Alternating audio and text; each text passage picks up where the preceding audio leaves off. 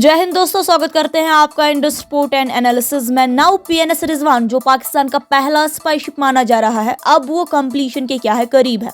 अब ये ship China की पीपल्स लिबरेशन आर्मी नेवी की मदद से बनाया गया है। इस शिप से माना जा रहा है कि पाकिस्तान की नेवल इंटेलिजेंस कैपेबिलिटीज को काफी बूस्ट मिलने की उम्मीद है। और अब इस वेसल की इनिशियल डिटेल्स और images open source intelligence expert Damian Simon ने अनवील की है। तो दोस्तों, अब ये जो शिप चाइना की मदद से बनाया गया है, ये शिप लगभग 87.2 मीटर लंबा है और 19 मीटर्स क्या है चौड़ा है। और इसमें advanced electronics, long range radars और ड्रोन शेप्ड ट्रैकिंग एंटीना लगे हैं।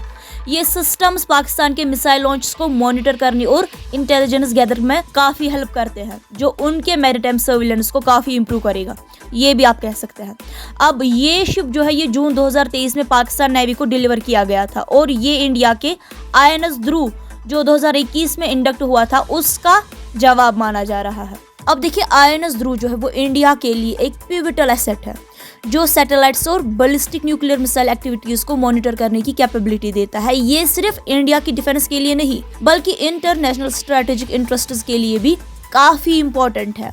अब पाकिस्तान हमारी नकल तो आप जानते हैं कि पहले से ही कर रहा है, तो उन्होंने इस चीज में भी हमारी नकल करना शुरू कर दी। अब चलिए हम पीएनएस रिजवान की कुछ कैपेबिलिटीज की बात करते हैं। तो पहली जो कैपेबिलिटी है वो है टेलीमेट्री और डेटा कलेक्शन। जी हाँ, बिल्कुल INS ध्रुव की तरह ये जो शिप है, ये भी मिसाइल ट्रायल्स ट्रैक करने और टेलीमेट्री डेटा कलेक्ट करने की कैपेबिलिटी रखती है। अब हम दूसरी कैपेबिलिटी की बात अगर करेंगे तो उसमें आता है इलेक्ट्रॉनिक वॉरफेयर। देखिए, रडार डोम से लगता है कि ये शिप इलेक्ट्रॉनिक इंटेलिजेंस और सिग्नल्स इंटेलिजेंस में कैपेबल है। इसका मतलब क्या है? इसका मतलब यह है कि पाकिस्तान फॉरेन कम्युनिकेशंस और इलेक्ट्रॉनिक सिग्नल्स इंटरसेप्ट और एनालाइज भी कर सकता है। जी हाँ, अब तीसरी कैपेबिलिटी की बात अगर हम करेंगे तो उसमें आता है स्ट्रेटेजिक डेटरेंस। पीएनएस रिजवान की सर्विलेंस कैपेबिलिटीज पाकिस्तान की स्ट्रेटेजिक डेटरेंस को और मजबूत बनाती है, खासकर इंडियन ओशन रीजन में, जहाँ पे इंडिया और पाकिस्तान के बीच आप जानते हैं कि टेंशन ही है। देखिए, ऑब्वियस सी बात है कि इसका डेप्लॉयमेंट का असर भी पड़ेगा। जी हाँ, बिल्कुल पड़ेगा। देखिए, पीएनएस रिजवान का इंडक्शन रीजनल सिक्योरिटी के डायनेमिक्स को बदल सकता है। जी हाँ, ये जो शिप है, ये नेवल इंटेलिजेंस का बैलेंस शिफ्ट कर सकता है, जो कंटेस्टेड मैरीटाइम स्पेसेस के करीब मिलिट्री ऑपरेशंस को अफेक्ट कर सकता है।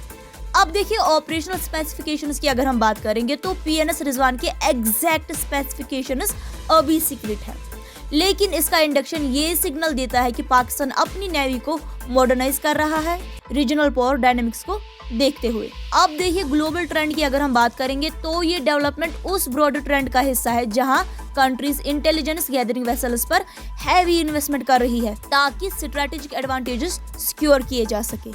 अब देखिए, इस पे इंडिया का रिएक्शन क्या हो सकता है। ऑब्वियस सी बात है, देखिए, इंडिया जो पहले ही INS ध्रुव को अपनी नेवल ऑपरेशंस में शामिल कर चुका है, पीएनएस रिजवान की एक्टिविटीज को क्लोजली मॉनिटर करेगा। बिल्कुल ऑब्वियस सी बात है। अब देखिए, इंडिया पाकिस्तान के बीच स्ट्रेटेजिक राइवलरी का मतलब है कि एक कंट्री की नेवल कैपेबिलिटीज में एडवांसमेंट्स दूसरी कंट्री की डिफेंस स्ट्रेटजीज का रिवैल्यूएशन जरूरी बना देती है ना। अब दोस्तों, आपका इस पूरे मुद्दे के बारे में क्या कहना है? हमारे साथ आप अपने विचार कमेंट सेक्शन में शेयर कर सकते हैं। मिलते हैं अगले वीडियो में, तब तक के लिए आप अपना ख्याल रखिएगा। शुक्रिया।